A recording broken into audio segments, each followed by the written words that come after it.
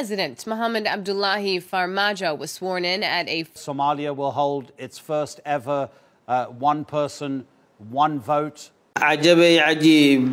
ودني قريسا إن فرماجو doorasho في عضة للربي صوماليا balse dadkeenu badankood waa moogyihiin wanaagaas waa warbixinta galwareed ee shargareeya xogtan culus oo fadlan gaarsiiya inta jecel runta iyo dowladnimada waxaan muuqaalkan 5 daqiiqo ku soo koobaynaa madax iyo wariyaal caalami ah oo si cad u sheegay in qorshaha madaxweyne Farmaajo ahaa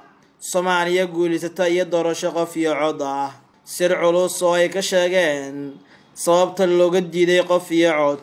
maxaa ka jira inay dhaheen guriga loo diidan yahay baaris uu galwareed sameeyay iyo xogta cadaawada loo qabo Soomaaliya balse marka hore intaynan faynta guda gelin waxaan idin xusuusinayaa sheerta iyo like-ta waa hagaag aan ku bilownay inta badan madaxda caalamka marka ay ka hadlayaan shirarka caalamiga ah sida qaramada midoobay urur goboleedyada iyo isu tagga isbahaysiiyada dawladaha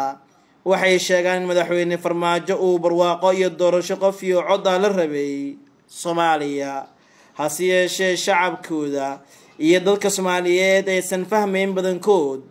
wanaagaas dalkeena uu la rabay Farmaajo waxay sidoo kale sheegeen khubaradan in Farmaajo qorshihiisa ugu weyn uu ahaa in dalkan Soomaaliya ka dhacdo doorasho qof iyo cod ah laga gudbo habka qabiilka ee 4.5 layskuna doorto si cad oo bannaan ka taala qof walbana tartankaas uu gali karo hase yeeshee dadkii ka diiday maalintaas in Farmaajo doorasho qof iyo cod dalkan uu gaarsiiyo iyaga ayaa maanta saluugsan habbeeleedka doorashada ah ee ka soconaysa Soomaaliya iyagoo dhaliilo xooggan u jeedinayaan madaxdii qaranka Mohamed Abdullahi Farmaajo waxaa la sheegay in uu yahay wadani Soomaaliya la rabay barwaaqo balse dadkiisa ay fahmi waayeen madax iyo wariyaal caalami ah ayaa si cad u sheegay in qorshaha madaxweyne Farmaajo ahaa Soomaaliya guulisata iyo doorasho qof iyo cod ah waxay sheegeen sir culus oo ay ka sheegeen sababta looga diiday qof iyo codka waxay sheegeen khubaradan in sababta ay tahay in mucaaradka dawladda Soomaaliya shacabkii ay ka dhaadhiciyeen doorasho qof iyo cod aan la qaban karin iyaga oo markaas ka baqdin qaba in aysan cod fiican ka dhaxelin bulshada maadaama taageer ahaan Farmaajo ugu xoogan yahay shacabka Soomaaliyeed waa ay qaban qaabiyeen olole iyo dagaal ay u galeen si loo baajiyo doorashadii qofka iyo codka ahayd ee Farmaajo uu ku taamayay hase yeeshee markii la isla qaato doorashada dadban ee Soomaaliya hadda soconaysa waa ay saluugeen qaabka ay wax u dhaceen iyagoo markan eedaya qorshihii Farmaajo maantan ay ka taagan tahay yaa dib u celiya doorashada oo ka dhiga qof iyo cod xaalka ayaa isbedelaya madaxdan ayaa sidoo kale waxay qabaan in Farmaajo marka uu ka qayb galayo shirarka caalamiga ah uu Soomaaliya ka sheego barwaaqo dawladnimo iyo wanaag halka madaxdii ka horeysay looga bartay in Soomaaliya markasta ay uga qayb galayaan shirarka caalamka ay ka sheegaan dhibaato baaba iyo abaaro balse madaxweyne Farmaajo ayaa qabka Soomaalinimo kor u qaadaya